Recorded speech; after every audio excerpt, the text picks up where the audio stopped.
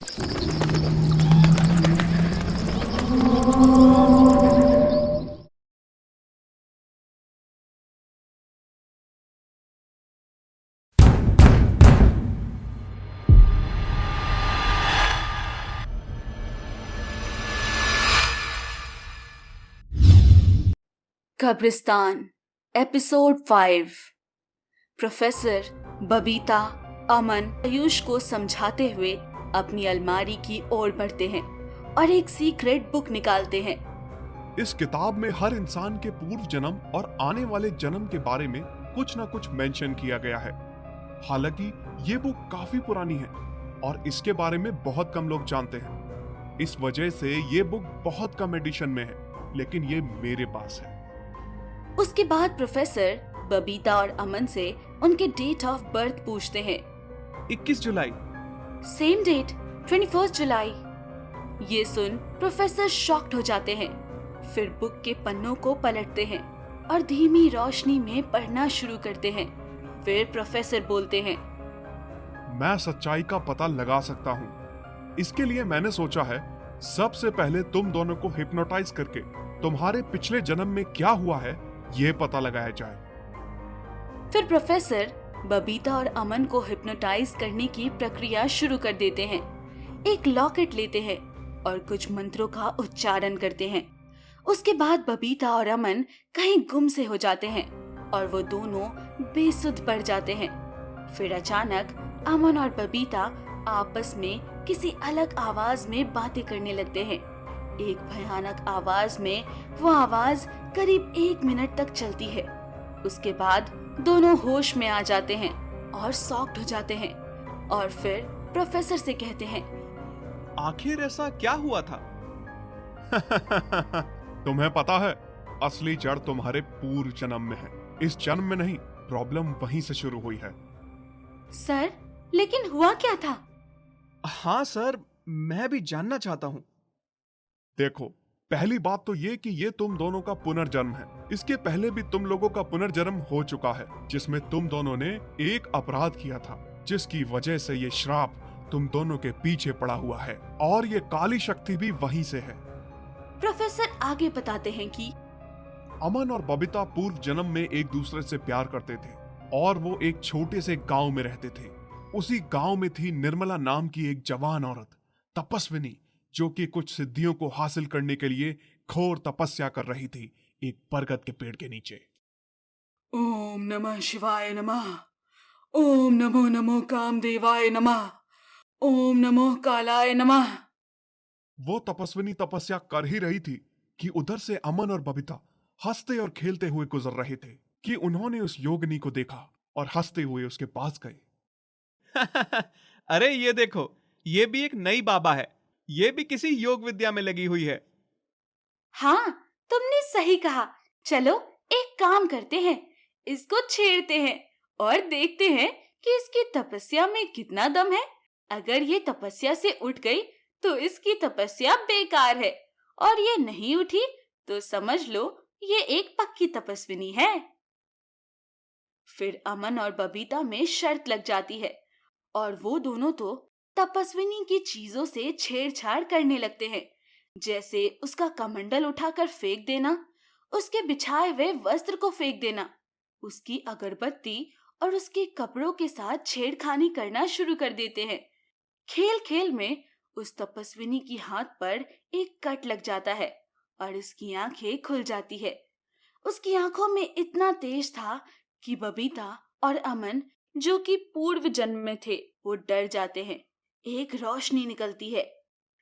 मूर्ख लड़की, मूर्ख लड़के, तुम दोनों ने मेरी इतनी सालों की तपस्या भंग कर दी है। तुम दोनों को छोड़ूंगी नहीं मैं। तुम दोनों को श्राप देती हूँ कि तुम्हारा पुनर्जन्म होगा और इसी रूप में होगा, और तब मैं अपना प्रतिशोध लूंगी तुमसे। प्रोफेसर उन लोगों की कहानी बताते हुए अपने कमरे में आते हैं और फिर बोलते हैं, तो ये है तुम्हारी कहानी। वो बूढ़ी औरत योगिनी है जो तुम दोनों को बर्बाद करना चाहती है। उस वक्त तुम दोनों ने उसकी सिद्धि खराब करी थी, इसीलिए अब वो तुमसे प्रतिशोध लेना चाहती है और ये जो काली शक्ति है ये उसी की शक्ति से आई है और वो जब तक जिंदा रहेगी तुम्हें प्रॉब्लम होती रहेगी। लेकिन सर, वो तो मुझे याद भी नहीं है कि कब मैंने ऐसा किया। ये भी तो हो सकता है कि ये बात गलत हो। नहीं अमन, ये सही है, क्योंकि मुझे बार बार सपने आते हैं। सपने में मुझे ये मंत्र सुनाई देते हैं जो सर ने बताए। अरे यार, जो भी हो निपट लेंगे ना। निपट कैसे लोगे ये बताओ। क्या तुम दोनों ने कभी भी ऐसी कोई बूढ़ी औरत देखी है जिसने तुम्हें कोई इशारा दिया हो या कभी डराया हो या धमकी दी हो? नहीं सर, ऐसा तो नहीं है। सिर्फ मेरी माँ ने ही मुझे ऐसे डराया था। उसकी आवाज जरूर बदल गई थी। तुम्हें याद है अमन? हाँ, उसने हमें धमकी दी थी कि हमारी बलि देगी। तब इसकी मम्मी की आवाज बदल गई थी सर। हाँ, तुमने सही कहा यार, बिल्कुल सही कहा। अब प्रोफेसर अग्निहोत्री को एक सहारा मिल जाता है। अब वो पूरी तरह से तैयार हो जाते हैं। उस बूढ़ी औरत को ढूंढने के लिए प्रोफेसर के पास एक तंत्र विद्या होती है। उन्होंने उसको अप्लाई करने के बारे में बताया। देखो, उस बूढ़ी औरत को ढूंढने का तरीका तो है जिसे वाटर मेथड कहते हैं, जिसमें पानी में रहकर उसे ढूंढने की कोशिश करेंगे। अब बताओ, तुम तीनों में से सबसे ज्यादा ब्रीदिंग किसकी है? सर, मैं तो तैरना भी नहीं जानती। अब मैं क्या करूं सर? बात तो सही है। अरे यार, मैं तैयार हूं ना। अपने दोस्त का प्रॉब्लम सॉल्व करने के लिए मैं हमेशा तैयार हूं। नहीं यार, लड़ाई सिर्फ तेरी नहीं है, मेरी और बबीता की भी है। और तू मेरा दोस्त है। पता है, मैं तुमसे ज्यादा ब्रीदिंग ले सकता हूँ। पानी में मेरा रिकॉर्ड है सर। तो ठीक है, रेडी हो जाओ। प्रोफेसर अमन को एक बड़ी सी टब में पानी भरकर उसके अंदर जाने को कहते हैं। देखो, हमारे पास सिर्फ 30 सेकंड है। इस 30 सेकंड में ही तुम्हें उस बूढ़ी औरत को ढूंढना है। जब तुम आंखें बंद करोगे और अपनी सांसें रोकोगे तो तुम उसी समय में पहुंच जाओगे जब वो बूढ़ी औरत थी। फिर तुम पता लगाने की कोशिश करो कि वो कहाँ है, और हाँ, उस वक्त की हर एक चीज को ध्यान में रखना। प्रोफेसर अमन को पानी में डालने के बाद जैसे ही अमन अपनी सांसें रोकता है और आंखें बंद करता है, प्रोफेसर कुछ मंत्र पढ़ते हैं। उसके बाद अचानक अमन एक नई दुनिया में पहुंच जाता है, जहां घोर अंधेरा, चील, चमगादड़ और वही बरगद का पेड़ जहां कोई बैठकर तपस्या कर रहा था। अमन प्रोफेसर के बताए अनुसार आगे बढ़ता है कि तभी उसे जोर जोर से भयानक चुड़ैलों की आवाजें उसे रोकने और डराने लगती है। फिर अमन बहुत डर जाता है। इधर लेटा पानी के टब में उसका शरीर छटपटाने लगता है। ये देख, सर, अमन को क्या हो रहा है? उसे बाहर निकालिए। नहीं बबीता, कोई उसे छुएगा नहीं अभी। उधर अमन ने वैसा ही किया।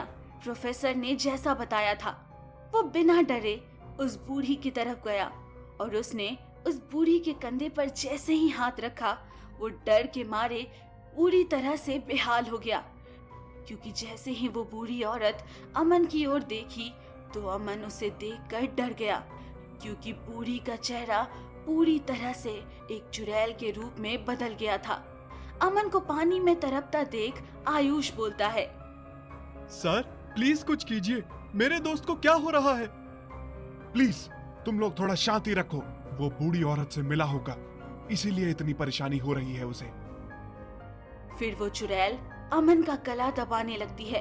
अमन पूरी तरह से छटपटाने लगता है, जो यहाँ पानी के टब में लेटा हुआ था। उसे देख प्रोफेसर, बबीता, आयुष परेशान होने लगते हैं।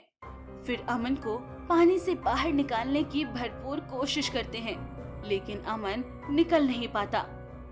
तो क्या अब प्रोफेसर अमन को बचा पाएंगे? क्या बबीता और आयुष को पता लगेगा कि सच्चाई क्या है? अमन उस बूढ़ी औरत के हाथों से बच पाएगा और अपने टाइम में वापस आ पाएगा? जानने के लिए देखें हमारा अगला एपिसोड। अगर आपको हमारी कहानी अच्छी लगी है तो प्लीज लाइक, शेयर कीजिए और सब्सक्राइब करना ना भूलें। आपके सजेशंस और फीडबैक हमारे लिए बहुत इंपॉर्टेंट है, तो कमेंट जरूर करिएगा। वीडियो देखने के लिए शुक्रिया।